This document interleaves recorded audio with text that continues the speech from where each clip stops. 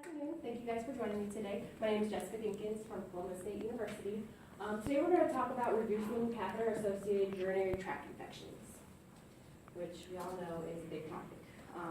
In fact, it still remains one of our top problems across the hospitals across the nation. There have been many initiatives to try and reduce the amount of CAUTI rates. However, it still remains at the top list of most hospitals. It is the top acquired infection in the hospitals across the whole nation. And there are several methods that we as a healthcare team can take to reduce the amounts. So that's what we're going to talk about today.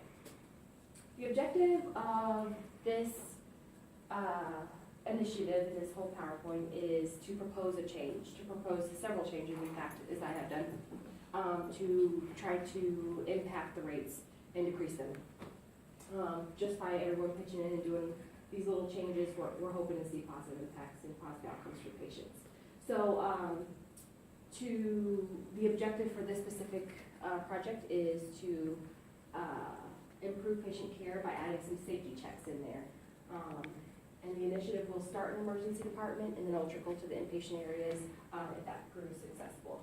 And the plan I've developed does include the inpatient areas. The rationale is obviously patients are requiring CAUTIs. They still are, and that's a fact. There are several methods that we can take, like I said before, and so why not do it? We have to do it. We owe it to our patients to go the distance to prevent these infections and to properly care for them as well as human beings. The root cause of the problem stems from unnecessary catheter placements, improper catheter placements, improper catheter care once it is placed, and not discontinuing the catheter in a timely manner. We are the patient's advocates, and we need to help prevent these. It's proven that nurse-driven protocols and changes are the key to preventing these CAUTIs, so we have to do what's right and do it.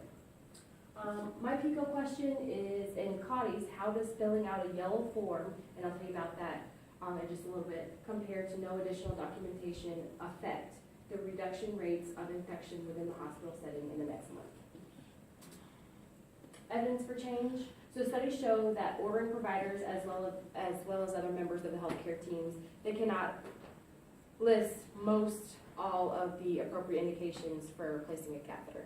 So sometimes they're ordered inappropriately. Once a catheter is placed, it's also often left too long for the convenience of the healthcare team and the patient as well. Incontinence of bowels and other reasons make it hard to keep the catheter site, therefore the peritoneal area, clean. It gives a bacteria easy source to invade.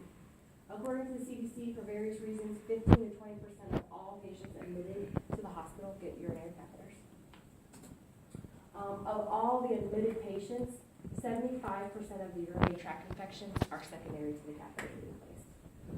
So better care, prevention of unnecessary placement, and proper discontinuation can reduce these statistics. So the recommendations I have to reduce this in my proposed change is, so prior to the physician placement, they must document in the patient's chart or in the order somewhere, have it be a hard stop to where they have to document why the catheter is being placed.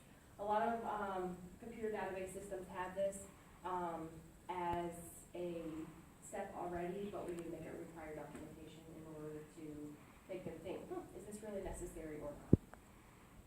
Or is it on the list of necessaries? That's what we need. Change number 2, the nursing staff must pull a yellow being the color for urine, slip of paper that requires the necessity of a catheter, the ordering physician, the nurse team that's placing it, and a peer checkoff spot. So this will allow us as a nursing team to question, is this catheter necessary? And then my peer that's got to sign off with me say, so why are you placing this catheter?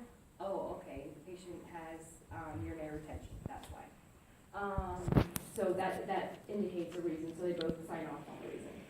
If it isn't a reason, that gives the peer a chance to say, hey, maybe we could go another route. Maybe we could try, frequent rounding, or, I'll take a turn every 30 minutes, put patients on the bed and whatnot. Compliance with this change will be most difficult to hold staff accountable, but we'll take diligent monitoring and enforcement. Change number 3, the yellow form initiated with the placement of the catheter will stay with the patient. So it'll go to the inpatient areas and it'll be little clip inside their room. That way the nurse taking care of the patient can document every time she does catheter care on the patient, and also has to indicate why the catheter is still necessary. After doing that, it's easy for nurse leadership to go through the rooms and check to make sure that they're doing the proper catheter care, and also that the patient still meets criteria to have catheter. Once the patient's catheter is discontinued or the patient is discharged, the yellow catheter we got to come up with a team to kind of review these and hold staff accountable. So I was thinking the quality improvement team can, own that, review them, and it also gives us a chance to review and find opportunities where we could get better. Oh, this one could have came out a couple days earlier, or you guys did a real good job discontinuing this catheter within 1 day and whatnot. So highlight the goods and the bads. Doing that should decrease length of stay for the patient, make better outcomes for the patient, a lower cost for the hospital and the patient.